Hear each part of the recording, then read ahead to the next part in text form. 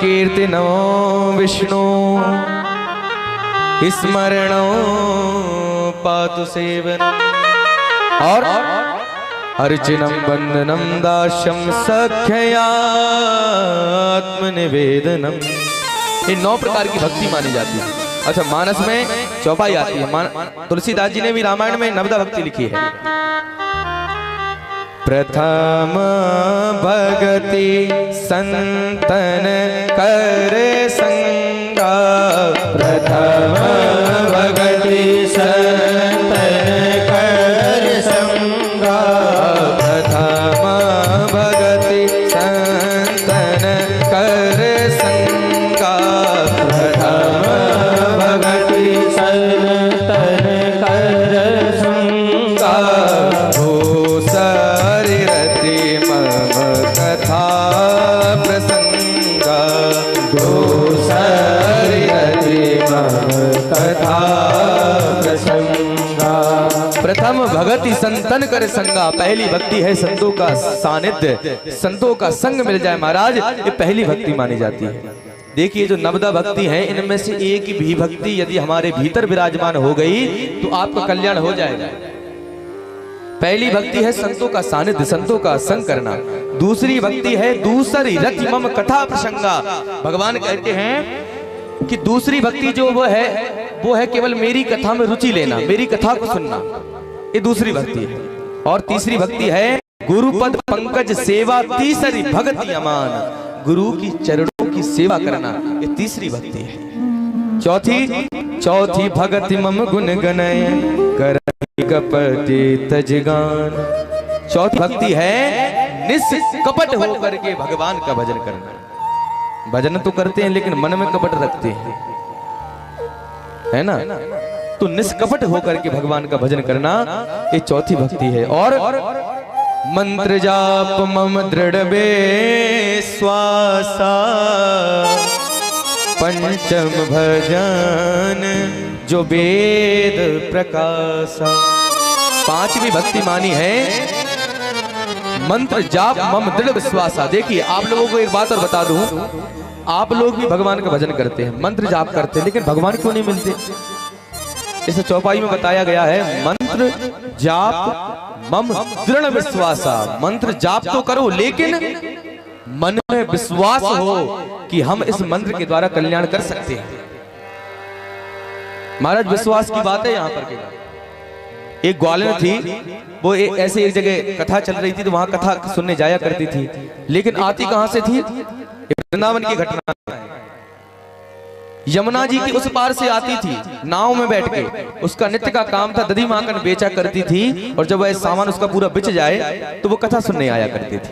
बड़ा ध्यान देना। देखिए दृढ़ विश्वास से क्या होता है वो मैं आपको बताना चाहता हूँ। अब वो ग्वाल ने क्या करे, वहां पर जो व्यास जी महाराज थे वो बता रहे थे कि भगवान के नाम से व्यक्ति भवसागर से पार जाता है। अब ये बात उसकी बुद्धि में घुस जाती है। अब वो डेली नाव से आया करती थी, तो उसका जब सामान सब बिक गया तो पुनः जाती है नदी के पास, और वहां जाकर के उसको महाराज जी की बात याद आती है कि गुरु जी कह रहे थे कि भगवान के नाम के द्वारा भव से पार व्यक्ति जा सकता है। तो बोले जब भव से पार जाया जा सकता है तो यमुना से पार क्यों नहीं जा सकते? तो उसके मन में भगवान के नाम का ऐसा विश्वास आता है, वह नदी के ऊपर चलने लगती है। और मन में ऐसा विश्वास केवल भगवान नाम कह रही है, श्री कृष्णाय नमः, श्री कृष्णाय नमः। महाराज भगवान का नाम इतना ले रही है कि वो जल के ऊपर चलने लगी। बताइए कोई चल सकता है? छोटा सा मंत्र बोल के भगवान के नाम से जल पे चल गई। क्यों चल गई? मंत्र काम नहीं किया, विश्वास काम किया। मंत्र जाप मम दृढ़ विश्वासा। यदि आपको विश्वास है ना कि आपके घर पे जो लड्डू गोपाल जी बैठे हैं साक्षात ईश्वर हैं, तो वो विश्वास ही आपका कल्याण कर देगा। विश्वास की बात है। अब वो जो ग्वालियर थी महाराज, वो 2, 3 दिन 4 दिन उसको रोज उसका यही काम रहे, उधर से आए तो भगवान का नाम ले, इधर से जाए तो भगवान का नाम ले। एक दिन गुरुजी जब कथा समापन हुई तो गुरुजी के पास जाती है और गुरुजी से कहती, महाराज आपने मेरे बहुत पैसे बचा दिए। बोले क्यों?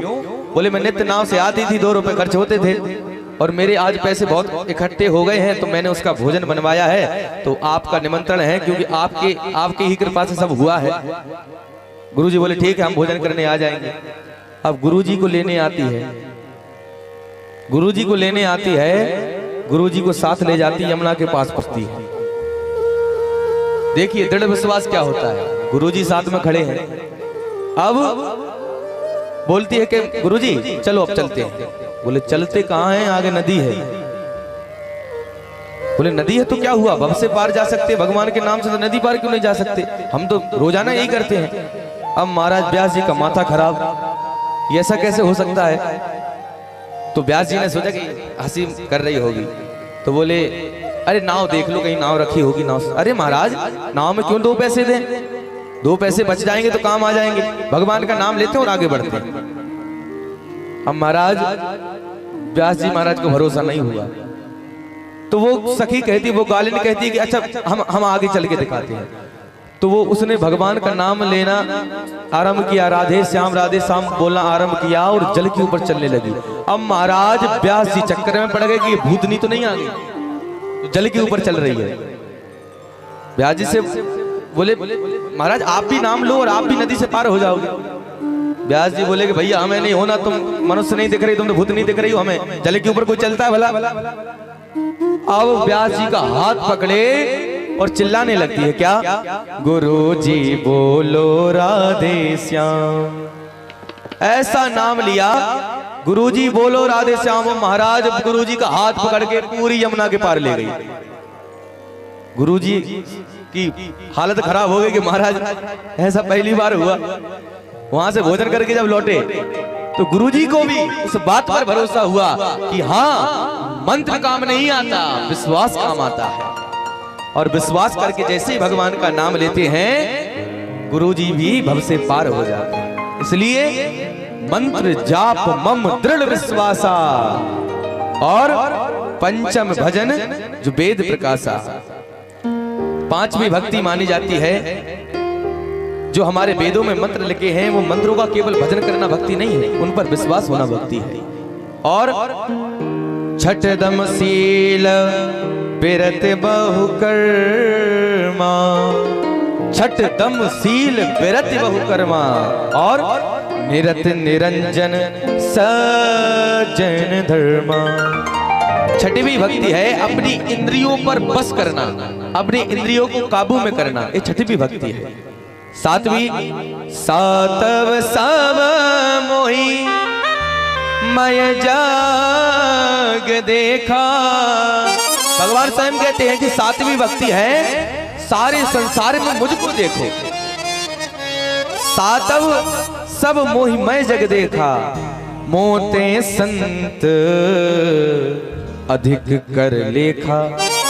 मुझसे ज्यादा संतों की सेवा करो, मुझसे ज्यादा संतों को मानो, ये भगवान स्वयं कहते हैं।